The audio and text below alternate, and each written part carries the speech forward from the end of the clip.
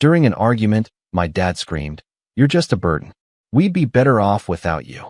So I packed my things and left that night. 3 weeks later, my sister texted, "Why isn't the mortgage covered this month?" I simply responded, "Guess you're better off without me." The silence after that clarified everything. I, 24M, never thought 17 words could change everything, but here we are. The argument started over something stupid. I'd forgotten to take out the trash again. But when Dad's voice cracked through the house that Tuesday night, screaming that I was just a burden and they'd be better off without me, something inside me snapped clean in half. I stood there in our cramped kitchen, staring at his red face while Mom pretended to be invisible behind her coffee mug. My sister sat at the dining table, scrolling through her phone like nothing was happening. This wasn't new. Dad had been building up to this for months, maybe years. Every missed chore, every late night, every time I'd chosen my friends over family obligations had been ammunition he'd been storing up. But this felt different. Final. I told him he was right. Maybe they would be better off without me. The words came out calm, which seemed to surprise him more than if I'd shouted back. He started backpedaling immediately, saying he didn't mean it, that he was just stressed about work and the bills. Mom finally looked up from her mug and tried to play peacekeeper, suggesting we all just calm down and talk tomorrow. I nodded and said sure, we'd talk tomorrow.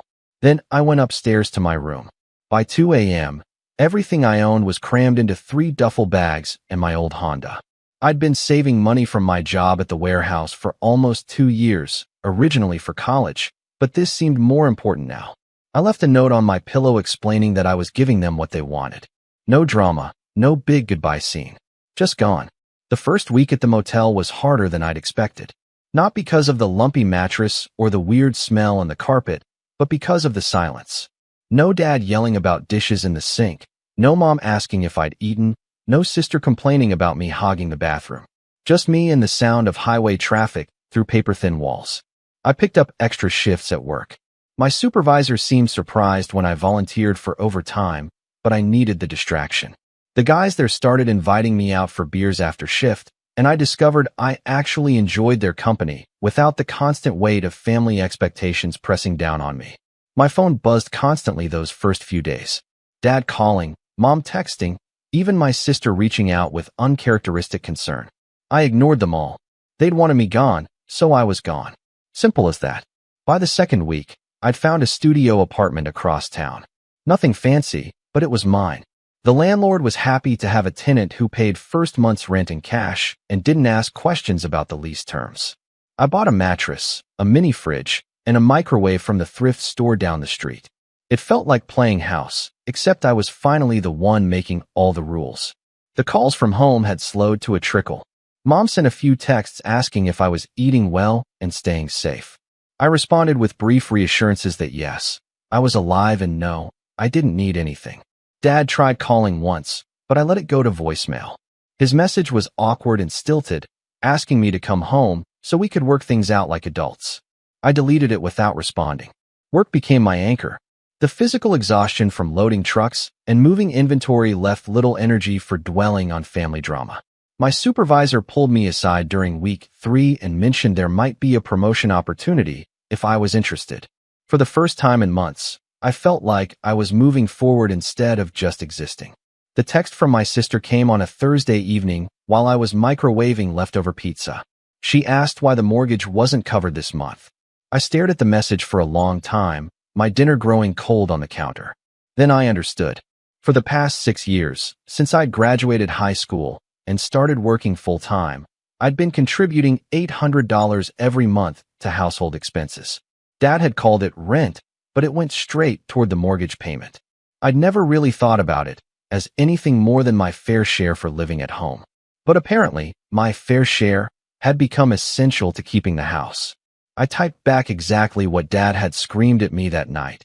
Guess you're better off without me. Then I turned off my phone. Update 1.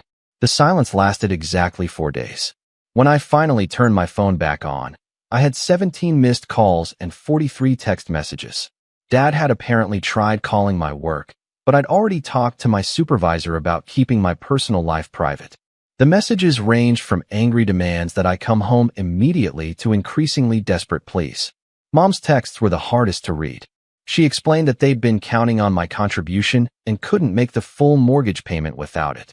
She asked if we could meet somewhere to talk, just the two of us. She said Dad was sorry and that he'd been under tremendous stress at work. My sister's messages were more direct. She wanted to know if I was planning to come back or if they needed to make other arrangements. At least she was being practical about it. The most interesting message came from Dad himself. He admitted that losing my monthly contribution had put them in a difficult position.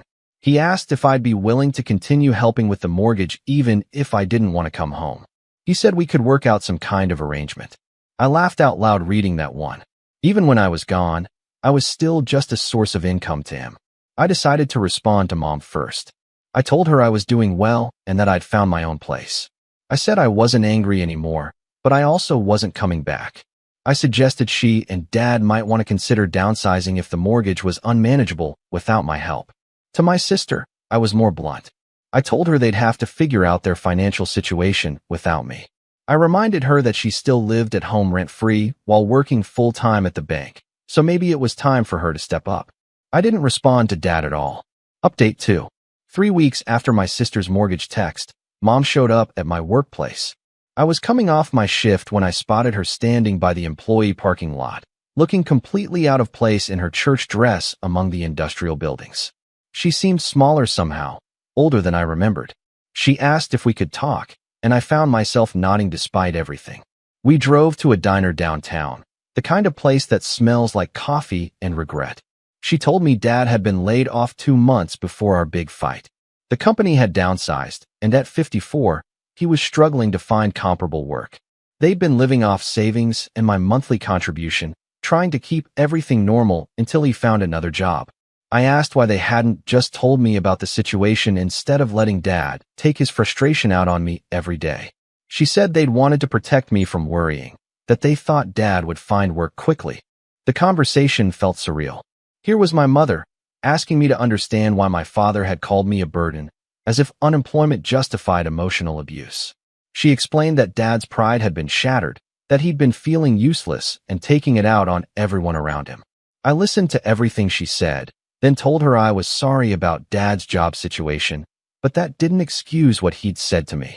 I explained that I'd been happier in the past month than I'd been in years. I discovered I actually enjoyed coming home to my own space instead of walking into a minefield every evening. She asked if I'd consider moving back temporarily, just until they got back on their feet. She promised things would be different, that Dad had learned his lesson. I told her no. The hurt in her eyes was real, but so was my resolve. I explained that I'd spent too many years walking on eggshells, trying to be the perfect son who never caused trouble. I'd given up plans for college, worked full-time straight out of high school, and handed over a significant portion of my income without complaint. In return, I'd gotten treated like an inconvenience in my own home. She tried to argue that I was family, that family helps family. I reminded her that family doesn't tell each other they'd be better off dead. The words came out harsher than I'd intended, and I watched her flinch. Before she left, she told me that my sister had been helping with the mortgage since I'd been gone, but it wasn't enough. They were looking at losing the house within a few months if something didn't change. I felt a stab of sympathy, but I also felt something else. Freedom. For the first time, their financial crisis wasn't automatically my responsibility to fix. Update 3. 6 months later, I was settling into my new normal when my sister called. She didn't ask for money or demand I come home. Instead, she told me they'd sold the house. Dad had finally found work, but it paid considerably less than his previous job. They'd moved into a 2-bedroom apartment across town. She also told me something I hadn't expected to hear. She'd moved out too.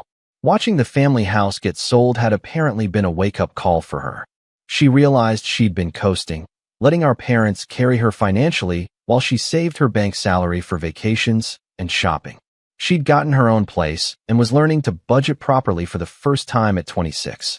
She said Dad had been different since I'd left. Quieter, more thoughtful. He'd started attending some kind of counseling through his new job's employee assistance program. Mom had suggested family therapy, but Dad felt it was too late for that. The conversation felt strange. We'd never talked like this before, honestly, without the family dynamics getting in the way. She admitted she'd been jealous of the attention I'd gotten, both positive and negative. She said she'd felt invisible, watching Dad either praise my work ethic or tear me down for small mistakes, while she existed somewhere in the middle. She asked if I was happy now, and I realized I could honestly say yes. My life was smaller, simpler, but it belonged entirely to me. I'd gotten that promotion at work, and my supervisor had been talking about management training. I'd started taking community college classes in the evenings, working toward the business degree I'd put off years earlier. Before she hung up, she told me she missed me. Not the me who'd lived at home, walking on eggshells and absorbing everyone else's stress, but the person I'd been before everything got so complicated. She said she was sorry she'd never stood up for me during those fights with Dad. I told her I missed her too, but I didn't miss the person I'd been in that house. Final update.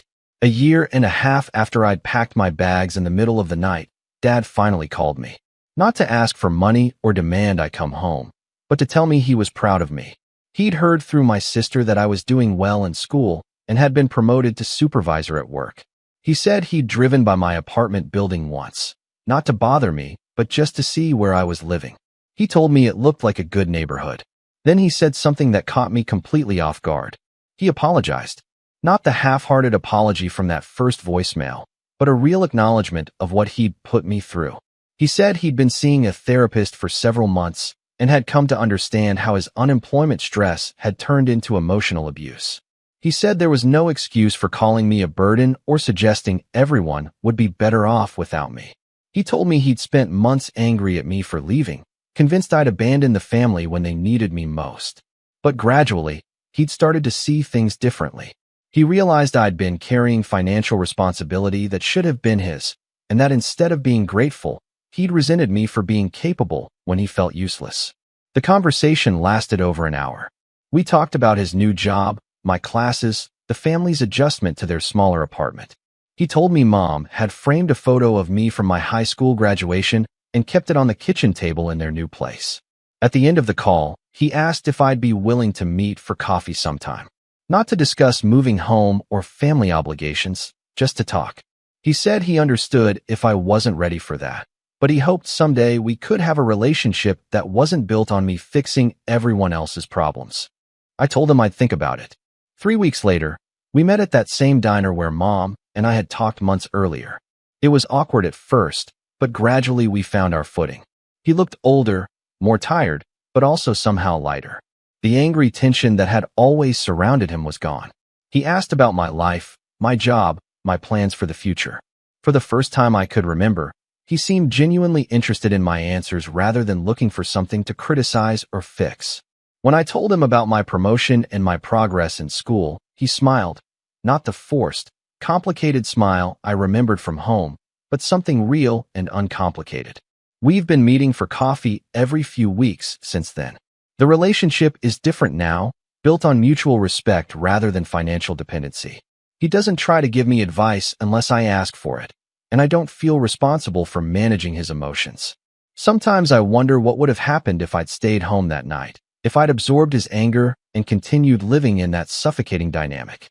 I probably would have given up on school permanently, worked myself into exhaustion trying to keep everyone financially afloat, and never learned what it felt like to make decisions based on what I wanted rather than what everyone else needed. That 17-word outburst destroyed one version of our family, but it also gave us the chance to build something healthier from the ground up. The house they lost was just a building. The family we're creating now, with clear boundaries and honest communication, feels more like home than that place ever did.